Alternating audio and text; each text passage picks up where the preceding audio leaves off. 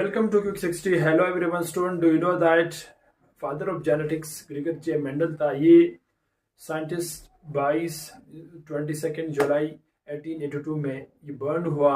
इसने 6 साल मुसलसल मटर के पौधे पर काम किया, पिजम सटाइवम पर। बाद में 1900 में इसको नोबेल प्राइज भी मिला। इसके काम को 3 साइंटिस्ट ने रीडिस्कवर किया। उनमें से एक साइंटिस्ट का नाम था यूगो डिवेरेस था, एक का नाम टी शिमार्क था और एक का जो नाम था वो कोरस साइंटिस्ट था। और इसी के साथ साथ मेंडल ने हमें 3 इंपॉर्टेंट लॉज दिए हैं। उनमें से पहला हमारे पास लॉ ऑफ सेग्रीगेशन है, दूसरे नंबर पे लॉ ऑफ इंडिपेंडेंट असॉर्टमेंट है और तीसरी जो लॉ ग्रेगर जे मेंडल ने दी है वो हमारे पास है लॉ ऑफ डोमिनेंस। हम सबसे पहले लॉ ऑफ सेग्रीगेशन पर ही जल्द ही आपके लिए लेक्चर रिकॉर्ड करेंगे। All the best.